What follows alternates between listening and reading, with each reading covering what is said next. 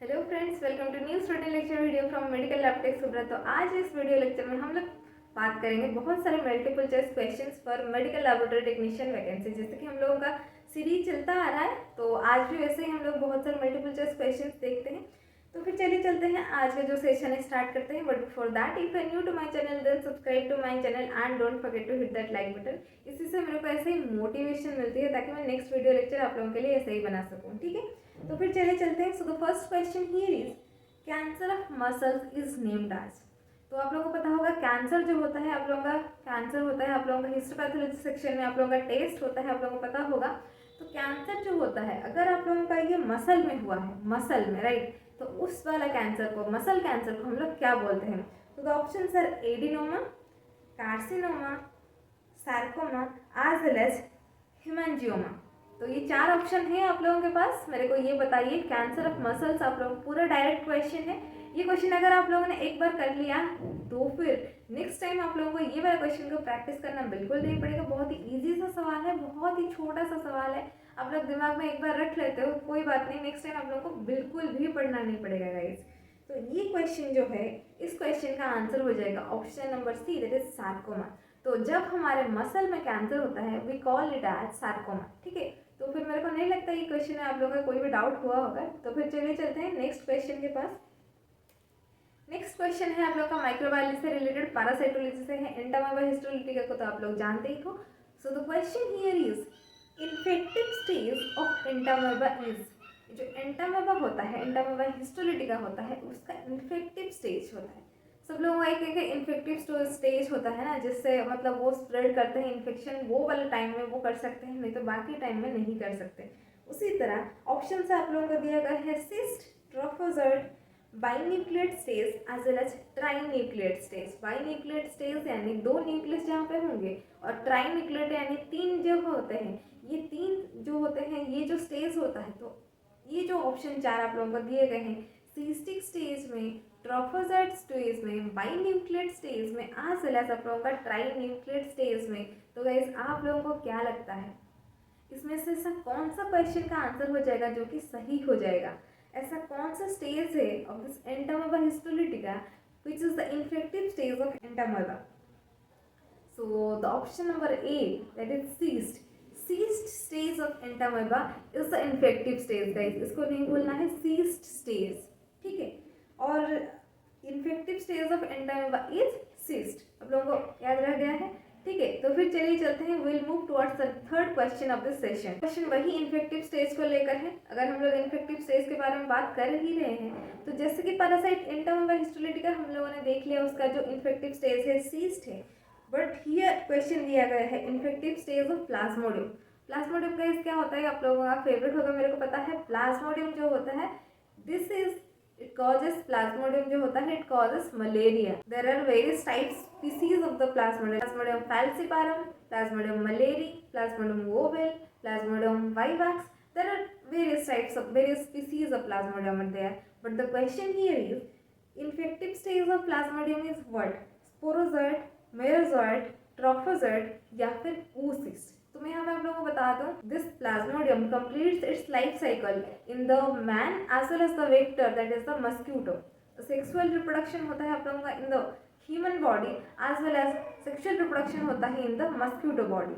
सो इसमें से आप लोग गेस कर सकते हो, merozoites are prepared in the human body, trophozoites are also present in the human body, as well as oocysts present the mosquito body, and option number A पे आप लोगों को दिया गया है sporozoites. Sporozoites are present in the mosquito.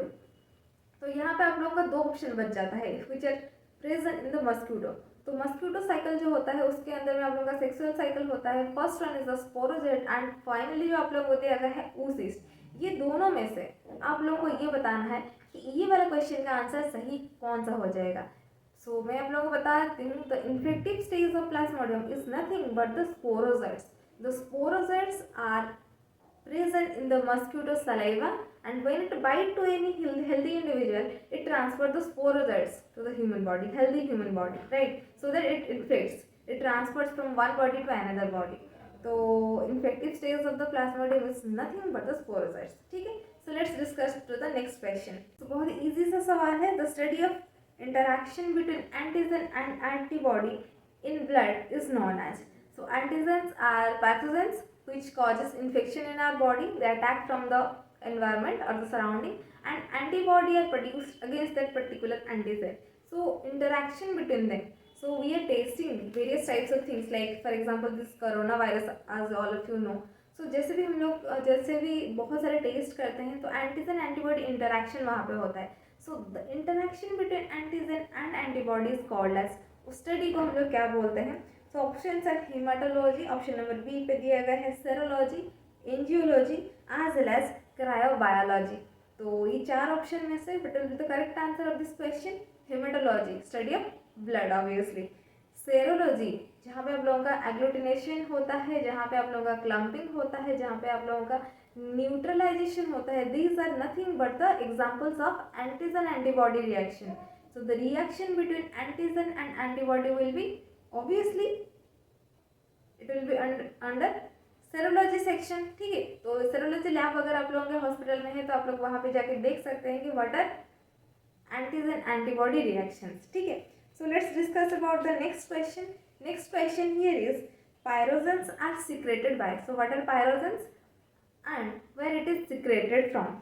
The first one is the plants. Option number B पे दिया गया है आप लोगों को pathogens. Pathogens are disease causing organisms. Next आप लोगों को दिया गया है useful bacteria. तो हमारे बॉडी में ऐसा बहुत सारे होते हैं बैक्टीरिया होते हैं. These are pathogenic in nature and some of the bacteria are useful in nature and some are commensals which they will not harm to our body, and some are opportunistic pathogens. Opportunistic pathogens yani they will wait for the opportunity where your immunity is lowered, they will attack there, right? So this, but option number C पे आप लोगों को दिया गया है यहाँ पे useful bacteria. And next आप लोगों को दिया गया है फाइनली रेड ब्लड कार्पस्कल्स और द एरिथ्रोसाइट्स. तो ये चार ऑप्शन में से ऐसा कौन सा ऑप्शन है जिसमें से पायरोजेंस निकलता है. So what are pyrogens? First of all you should know that, you must know that what are pyrogens. So pyrogens are the infectious substances which is secreted from the pathogens, right? So option number B will be the correct answer of this question, that is pathogens. Next आप लोगों को दिया गया है, ये थोड़ा सा आप लोगों का कॉमन सेंस वाला क्वेश्चन हो सकता है. You must have read it in the 12th. The question here is if once own tissue is grafted to another part of the body, individual same है but it is grafted to another part of the body, that is the term is called as, वो वाले term को हम लोग क्या बोलते हैं. So the options are isograft, autograft, allograft as well as xenograft. थोड़ा सा आप लोग कॉमन सेंस से यहाँ पे यूज कर सकते हो. एक ही इंडिविजुअल है, उसके एक ही बॉडी से पार्ट जाके दूसरे बॉडी पार्ट में लग रहा है, सो तो टर्म इसको हम लोग क्या बोलते हैं?